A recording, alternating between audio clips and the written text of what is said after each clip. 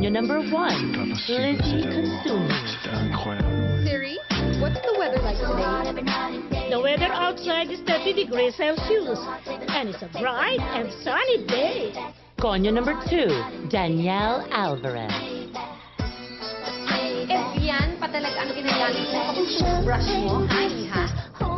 Ma, don't you know how much germs? Millions. Konya number 3, Margot Bertrand.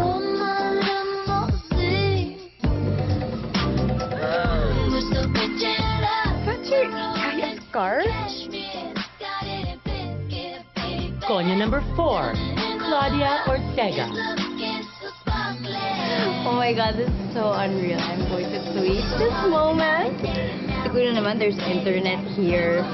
No internet. A peek into the lifestyle of the rich and famous. Mayayaman nga sila, but they have problems just like us. Ma! This is put in the right now! Ano ginagawa mo? Huwag mo akong pakikialaman!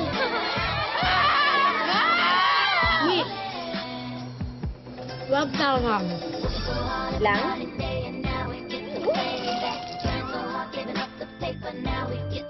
Let's go! Let's go! Kaya ka na. Lasing na ako. Choose your friends wisely because you never know kung sino sa kanila ang ahas. Remember this, my dear. The only snake that you should keep is a snakeskin Birkin bag. Loaded and we're not gonna blow it. Cha-ching, cha-ching. We're hooked up with the love 'cause we grow it. Saucy Problems was produced by Global Media Arts. It tells a story about how it girls will have to overcome their own personal problems while fighting for their follow club to not be replaced into a yaya mom. The movie opened with a sequence showing a board which made the idea of TV projects same with what really happens in real life. They selected the 4 girls because they believed that it will appeal to the audience if they were going through how to present their saucy problems. GMA Films also chose these actresses because they are capable of paying their talent fees, or in this case, their contract is under the company.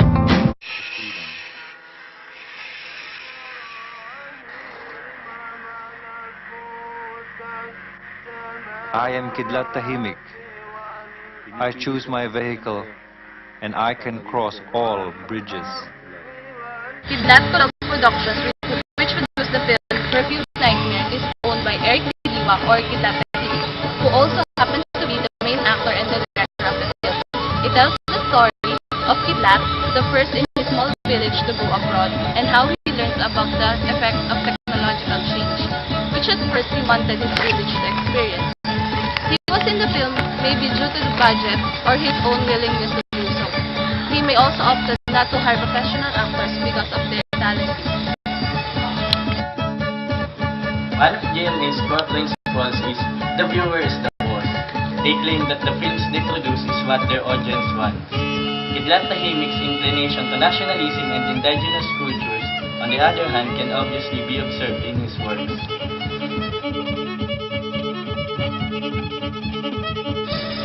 Saucy Problems showed corruption through a mayor who agreed to engage in a shady transaction to build a yaya mall in a residential zone.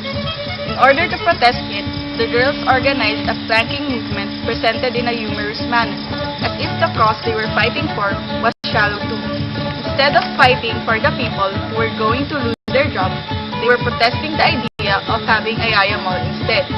It was giving the impression that yes, they were rich, but sadly, they were all dumb. Yes to Polo Club! No to Yaya Mall! Yes to Polo Club! No to Yaya Mall!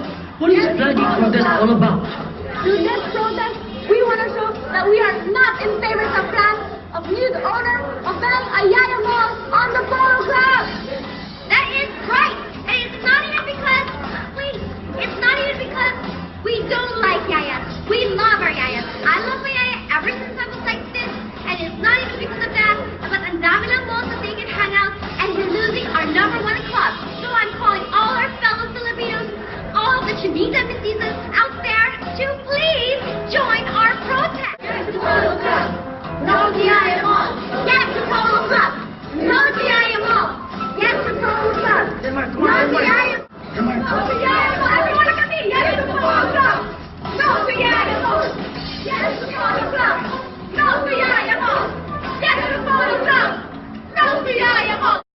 social problems which each character's narrative lives were experiencing were presented as problems which anyone can relate to. Lizzie Kansunji was living in a province without the comfort of the city life she has grown accustomed to. Claudia Ortega and Margot Bertrand, who were best of friends, were having a trouble patching up their friendship because they happened to like the same guy. And Danielle Alvarez was making it to her friends that she was still rich where her father is to be arrested for robbery. The issue which was presented in Perfume Nightmare follows the pattern of the Marxist strategy.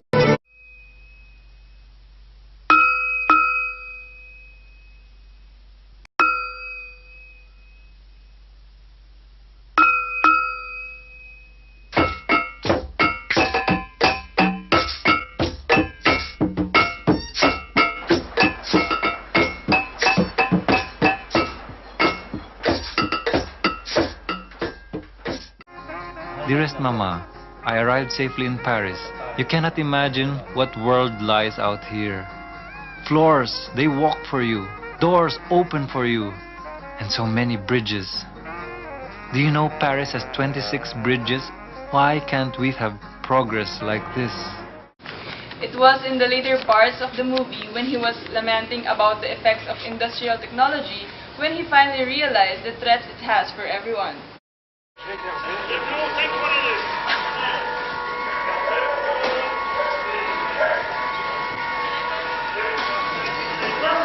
Stop crying, Kidlat. Stop crying like a baby. One market vendor less means one parking space more. The forest where you became a one, the government raised down the trees to make way for a new highway for tourists.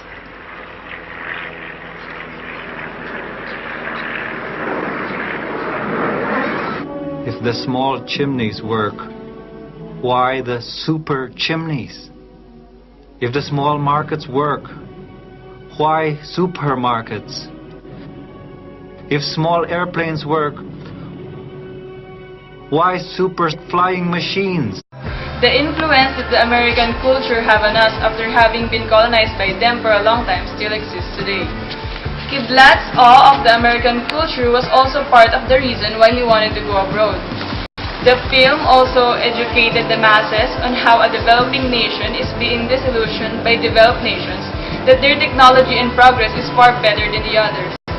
This is because since developed nations are economically doing better, a developing nation should follow in its way. In conclusion, GMA Films has to take into consideration the monetary value that their film had to make. So, they presented social issues to the public which were very relatable to them. Their social issues were somewhat individualistic, especially in the narratives of the characters. They presented these issues because somehow, all of us, one way or another, encountered the same problem, also making it relatable. However, in the film Perfumed Nightmare, social issues were depicted in a way where it can reveal the society as a nation.